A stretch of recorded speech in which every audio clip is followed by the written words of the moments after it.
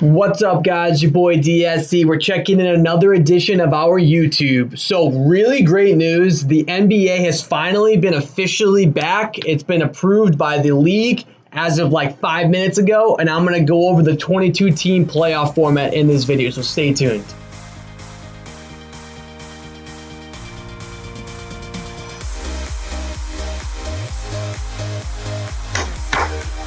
Let's go, guys. We have some content. Crazy stuff. So the NBA is finally back. So before we get into this, make sure you subscribe down below. That would mean a lot to me. I'm trying to grow this platform and it takes a lot of time. So hopefully you guys can appreciate that and give me some likes and subscribes. So let's get into this. I'm going to start putting things like up here in the video so you guys can kind of follow along with me. The NBA has officially agreed to come back in the 2020 season. The start date is July 31st. They're playing in Orlando, and there was 22 teams invited to play in Orlando.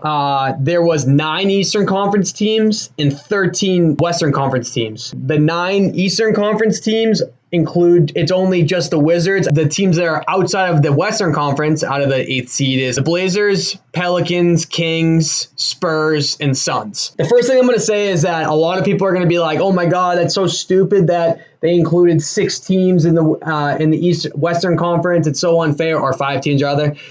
It's not. They actually had a formula of how they did it. They figured that any team outside of 6 games outside of the playoffs should have an opportunity to play because there were some games left, and they believed that they could have had an opportunity to make the playoffs. I mean, and let's be honest, it's a money-driven league, so it's really compelling. A lot of these teams in the Western Conference are better than the East. So I'm not even sure the Wizards should have even been invited, but that's just my opinion. Also, every team's playing 8 regular season games as like a tune-up. Before we get into like more logistics, I think that's a good and bad idea. A lot of teams do need the kind of the repetitiveness. It's basically absolutely worth nothing for like the 1 through 5 seed, but it's going to be good just to get kind of legs under them. But it really means a lot from like the 6 through 8, depending on what the seeding is. So each team has 8 games, okay? And every team has an opportunity to make the playoffs. So the teams that are sitting outside of the playoffs right now, the 9 seeds through, 13 on the Western Conference, have an opportunity to make it. After those 8 games are played, and if any 9th seed is within 4 games of the 8th seed, they go into basically a March Madness single elimination tournament. If the 8th seed will play the 9th seed for the opportunity to make the playoffs. So let's just say, for example, the Nets are going to play the Wizards. If the 8th seed, who's currently in the 8th seed, beats the 9th seed, it's over. It's a single elimination.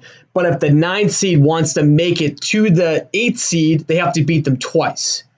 So it gives them a little more opportunity, a little better chance to make it because they had a better season. I'm not exactly sure what's going to happen if like 3 or 4 teams are there. They'll have to figure that part out.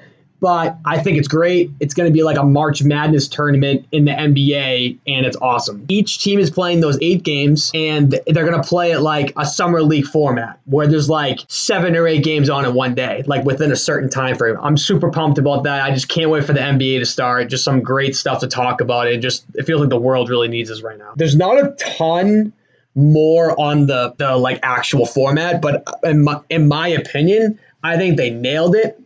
They did a great job of like incorporating the teams that should be in there and the teams that shouldn't be in there. I mean, it really comes down to the fact that it's a money-driven league, right? They're going to make more money, but apparently the league didn't really love adding these 5 extra teams or 6 extra teams was because they felt like it was unfair, but it's more compelling. It makes them a better. Those 8 games, the regular season games, really actually matter for some teams, and it's going to be really fun to watch. No fans as well. Forgot to mention that. Just going to be an empty stadium, but I think that all the players have kind of come off that ship, basically saying that they won't play and if fans are not in attendance, but I think they're going to now, obviously, because they agreed to it. But the only thing I'm not sure of is if someone gets the coronavirus, I think that they were saying that person will just be put into a hotel room or somewhere secure and the games still go on. I think that that's a part of the agreement where they don't shut down the whole league anymore. So it could be interesting, guys. Like, I'm not hoping for this by any means, but you got to keep it in your mind. Like, what if Giannis gets the coronavirus? Like, I'm just saying, there's an opportunity for these lower teams to win. There's always going to be an asterisk next to this year, probably, within 20 years, but it's still a championship win. If the Lakers win, they don't take down banners, guys. A win's a win.